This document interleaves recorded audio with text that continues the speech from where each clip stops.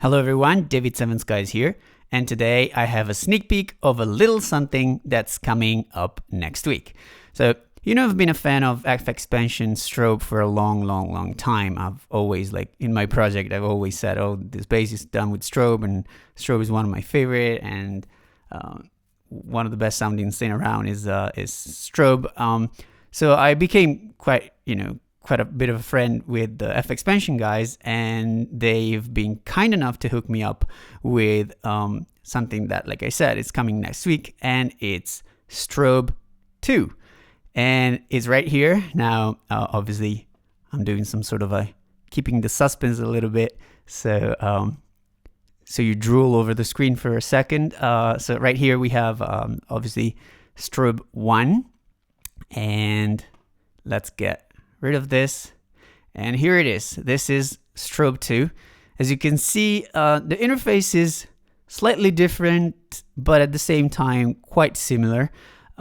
It's way bigger, which is quite good because now all the screens are getting bigger, so you get this nice and clear big interface.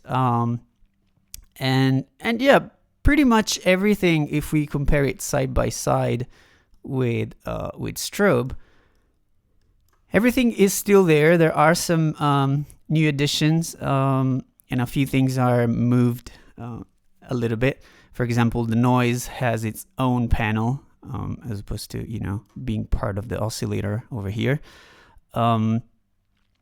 Then there are a few extra things, but we're going to see that in a second.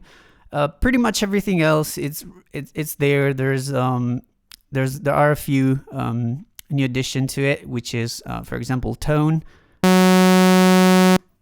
Let's select Strobe 1, Strobe 2 actually, which is some sort of an extra filter that's right here in the main oscillator, but we can have it as well on the sub oscillator as well.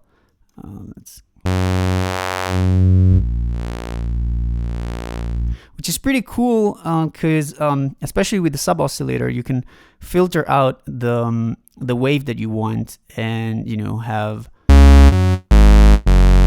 something like this, as opposed to just use a filter that would filter everything. You can filter the sub oscillator, so you can get a nice bass, some nice bass frequencies off of it without having a higher frequency that interfere with the main oscillator.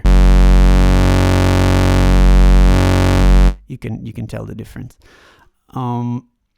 Same thing works with the noise. I usually like to get rid of the low frequencies in the noise, and this tone knob here is actually super handy for that.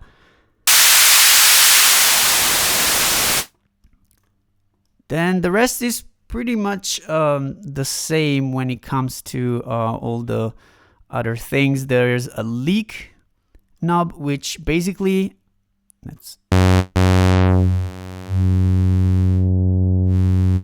works like some sort of a mix between a mix for the cutoff. So it lets some of the original wave through, and it's not so that it's not affected by the cutoff.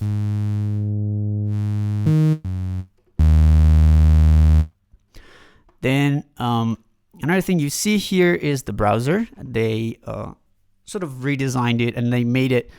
They put it in the main panel, which is pretty good, because with Strobe 1 you had to go to a different panel. You had to open a menu, and you couldn't change the parameters right away. You had to click OK and then go back to the synth, to the actual main interface of the synth, and then you could change it from there. Right now you can do everything right here, and you can change whatever you want. Then you also have all the categories, type of libraries. You can pick your favorite. You just put a star over here, and that's your favorite. You can put artists. Look who's there. If it's too big for you, you can get rid of it. So if you click on the browser, you can just get rid of the browser and have the proper synth, so you can focus on the synth, and that's it. Then there are, I'm pretty sure you're wondering what are these, but we're gonna go there in a second. There's also a pretty cool function, which is this one. So basically here you can stack a lot of presets. You can design your own, or you can select some presets that are part of the factory patches. And let's just select a bunch. Let's get a lead, keyboard, and then let's get a lead.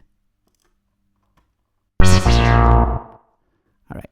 So now if you see over here, you can now sort of switch through the patches, through the favorite patches that you select, or whatever you want to call it. This is called a quick preset. So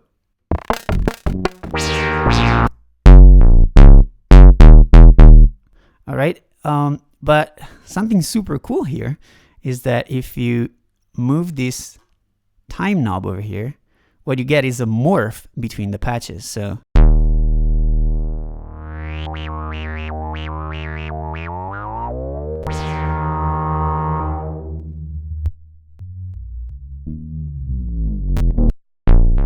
and that's obviously based on the amount of time that you set over here.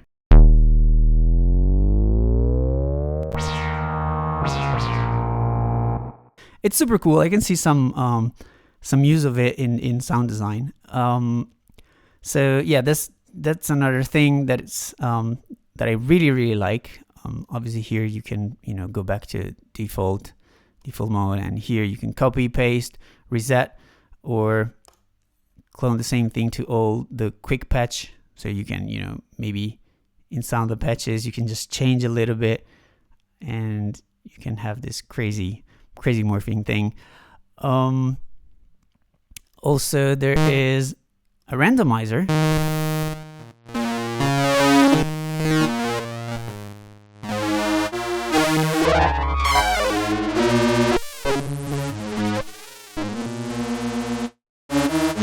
That sometimes is actually really handy because, inspiration. You never know. Now let's go back to default. Also here, let's reset. All right. And then first of the new page is the Arpeggiator, which is super cool. So here you have a normal Arpeggiator. Nothing new here. But also you get a step sequencer. And what you can do with a step sequencer is, if you look over here, this is the step sequencer modulation. What you can do is, for example, let's modulate our cutoff and resonance with it. And we go back and we design something. I don't know. Let's just go random. Obviously.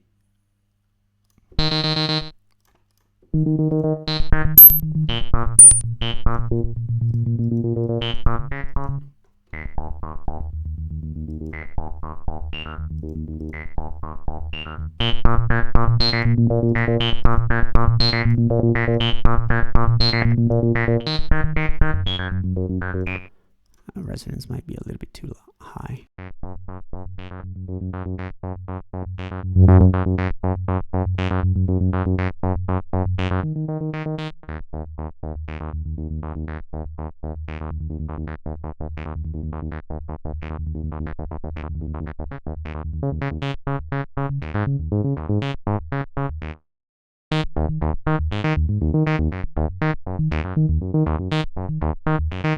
So this is the Arpeggiator and step sequencer, and obviously here you have all the, you have the tempo mode, Arpeggiator mode, then you have the swing, the gate time,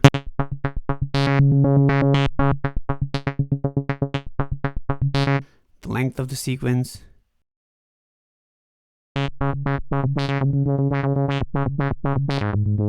and basically this softens up the steps in your step sequencer.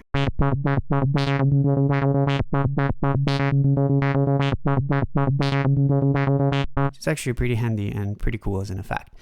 Then you noticed here, the way you do your modulation is pretty much the same as before. You select your modulator. For example, here we have velocity, and I've never been a fan of velocity, so I'm going to turn this down and bring it back to.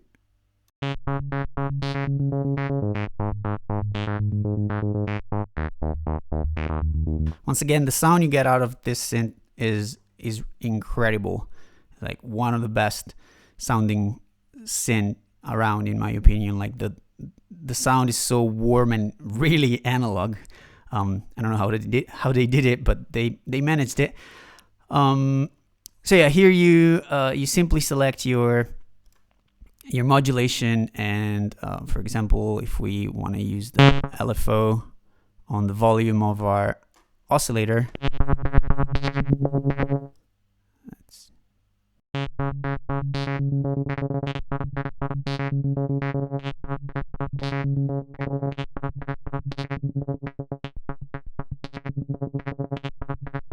all right, nothing new here. What's new though is, and I don't think you could do it with Strobe 1. I think it's a thing that always sort of bugged me. If you click again in the middle, you have to click in the middle. What's gonna do is gonna basically deselect your modulation, so you can move parameters freely without stumble upon the modulation amount.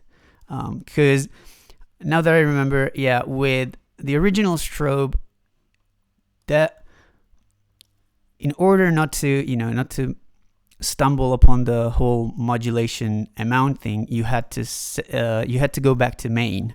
Because if you're here, for example, you move it and you're fine, but if you are trying to move it from the little circle around, you see that you have the yellow, this yellow circle here, and that sets the amount of the LFO on the pulse modulation, on the pulse width, sorry. And sometimes it happens when you're designing sound, you're just moving knobs around, and you get here, you think you're moving the actual parameter, but you're moving the amount. And that was a little bit of an annoying thing. So you always had to remember to go to the main in order for that not to happen. So here you can see, it doesn't matter where I click, it will just move the knob. Here they made it a little bit easier. I like it better. You just click on it. Once you see it's not selected, you can move freely and nothing will happen. So let's go back to this.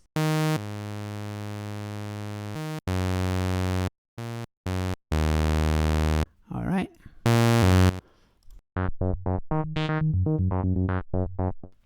And now, the coolest thing that comes with Strobe 2 is this panel, which is effects. And I'm sure a lot of people are probably going to be like, oh my God, yes, they did it.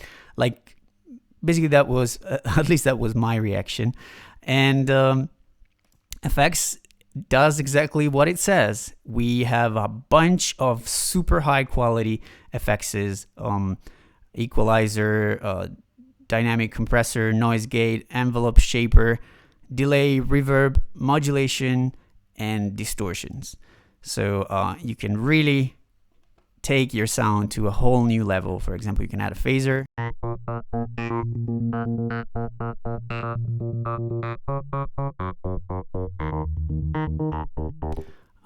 You can also add, for example, a delay.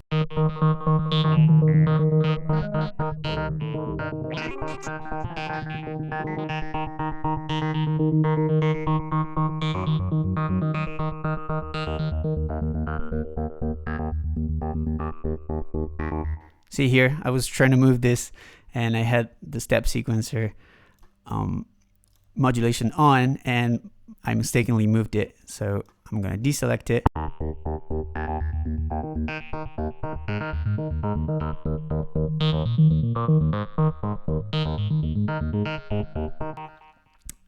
Let's just put a distortion for the hell of it. Put a bit of big crusher. I'm a big fan of big crushers.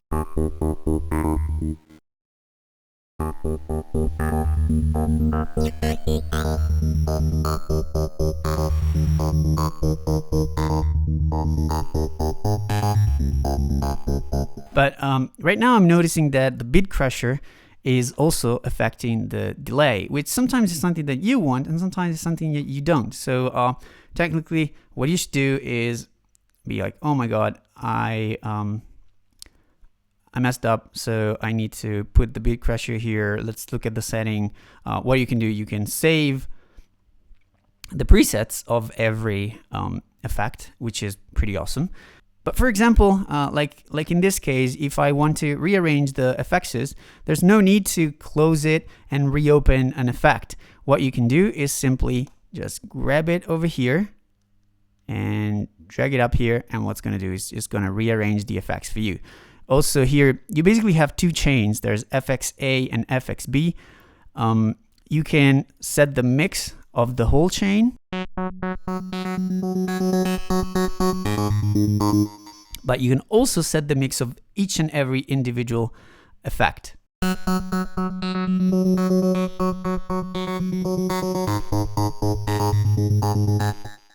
And that's another really, really cool thing. So yeah, this is a super quick video about Strobe 2. I don't really want to do a whole tutorial on how it works. I just wanted to, just show the interface, show how it looks. I might show a couple more things actually before I go. But yeah, I didn't want to really do a tutorial on how to use it because that's going to take a long time. Just really wanted to show the cool new features, the key features that come with Strobe 2, and it's definitely the arpeggiator and the step sequencer is definitely one of my favorite new thing. But the absolute favorite, without a doubt, is the effect panel. Super cool and high quality effects. Obviously they use the same algorithm from their other products, so you know that they're good. Really liking the randomizer. I'm pretty sure I'm gonna use that quite a bit. Also, there's this other thing here, which is you can change the interface. So if for you that one isn't big enough, you can make it bigger, or you can make it smaller. You can have it. This is pretty much the same size as the original Strobe, pretty much. Yeah. You can have it like this. I'm not a fan of super big interfaces, but I actually like it when it's at 100%, maybe 90%, but I think I'm gonna keep it at 100%. If you get rid of the browser, it's still pretty good, and the size is pretty good like this. So yes, this is it. This is Strobe 2. It's gonna be out, I think, next week on FXpansion.com. I have no idea how much it costs. I have no idea about anything. But if you're a fan of the analog sounding synthesizer, if you like this big, rich, warm sound, this is definitely a synthesizer that you have to get. It's super awesome with basses and sub basses. The whole drive and amp, distortion and saturation types that you get off of this synthesizer are incredibly awesome. So check it out.